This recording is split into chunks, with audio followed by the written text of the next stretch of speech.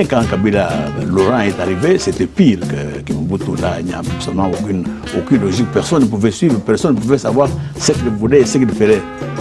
De la même manière que son fils aussi, il n'a aucune vision, on ne sait pas demain qu'est-ce qui nous attend au Congo. Fera tout pour que les élections soient effectivement organisées.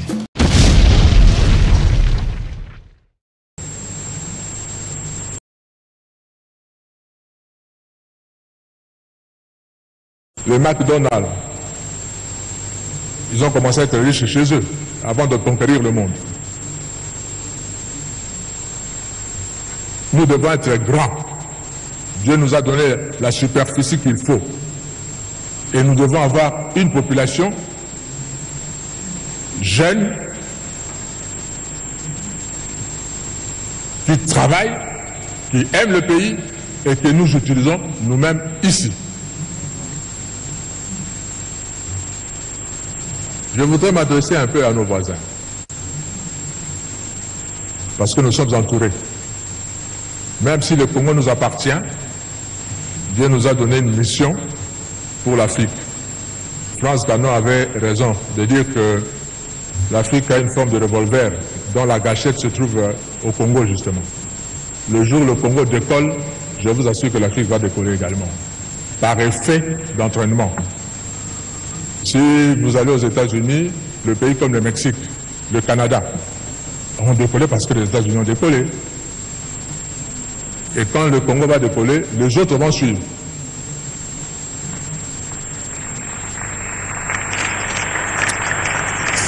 Et ces voisins, je vous dis nos voisins, Dieu vous a donné votre terre. N'enviez pas la nôtre.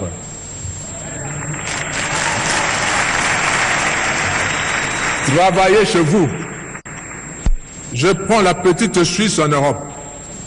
La petite Suisse est entourée par la France, un grand pays, l'Allemagne, un grand pays par rapport à la Suisse, l'Italie, un grand pays par rapport à la Suisse.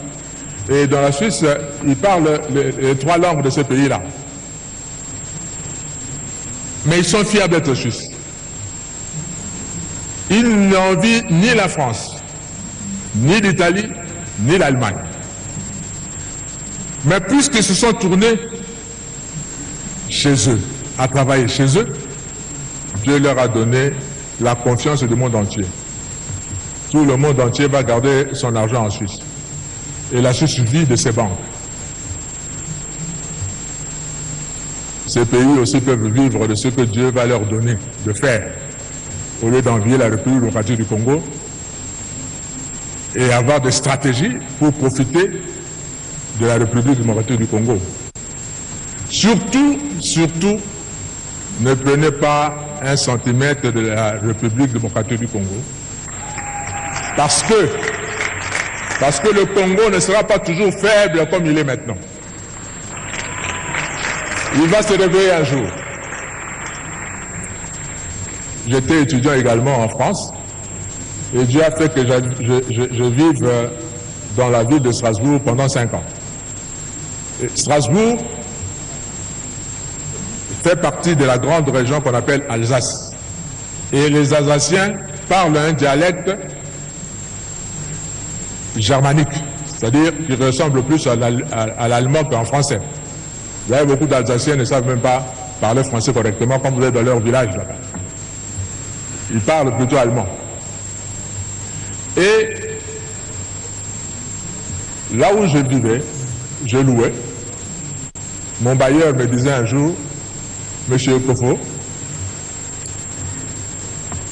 mes parents sont nés ici à Strasbourg, ont grandi à Strasbourg. Moi, je suis né à Strasbourg, j'ai grandi à Strasbourg. Et tout en vivant à Strasbourg, j'ai été 2 fois citoyen allemand et je suis redevenu 2 fois citoyen français. Je me dis comment? Parce que lors de la Première Guerre mondiale, 14-18, l'Allemagne a envahi la France et a récupéré, selon l'Allemagne, son droit sur l'Alsace qui lui appartient historiquement, parce qu'il parle la même langue. On a récupéré ça. La guerre de 18 se termine, les Allemands perdent la guerre. La France récupère son pays, son territoire. On arrive à la guerre de 40-45, pareil. L'Allemagne envahit la France et récupère l'Alsace. En 1945, l'Allemagne perd la guerre, la France récupère sa terre. Le Congo, si vous prenez, vous osez prendre une partie du Congo maintenant, nos enfants vont le récupérer les années qui viennent.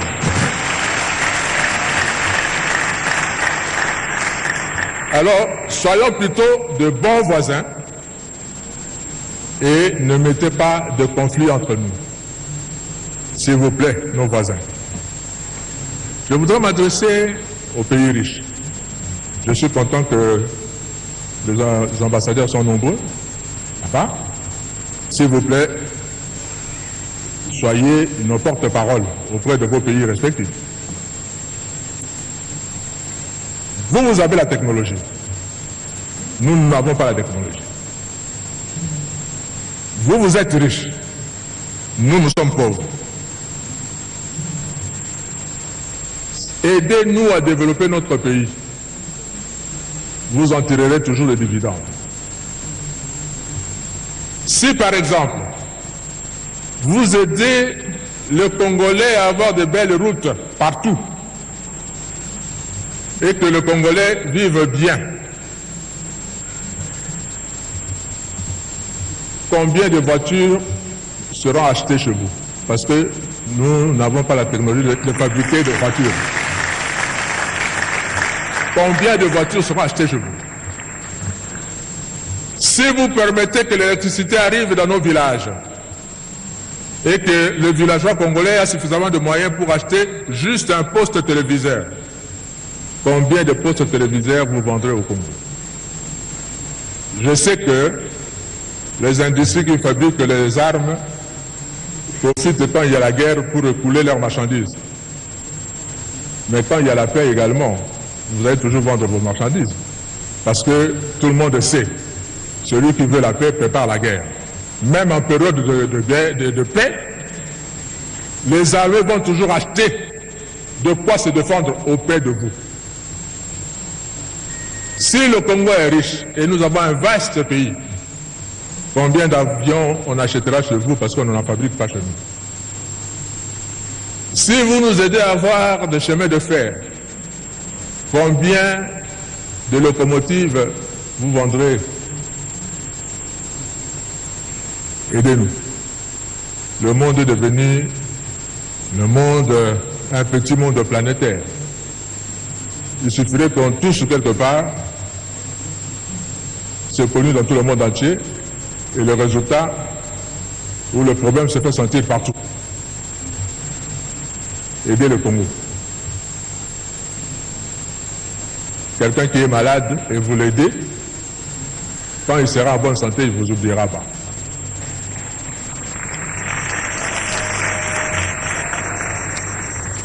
Le Seigneur m'a donné ce message pour nous les Congolais. Nous avons l'obligation de léguer un bon pays à nos enfants.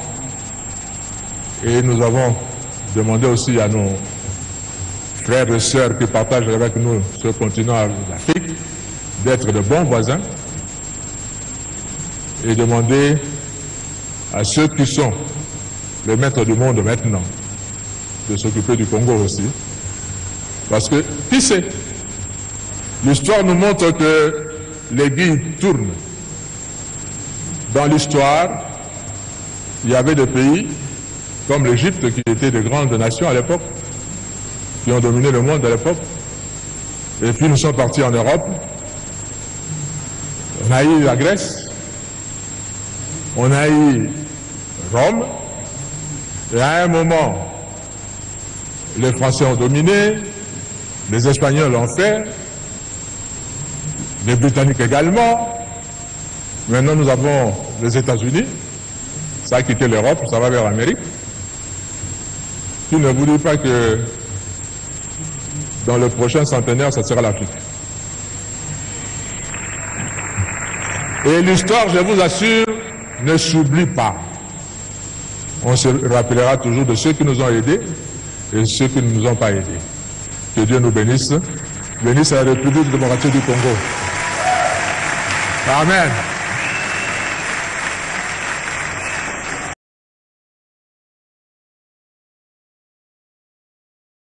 T'éclaires comme le soleil levant.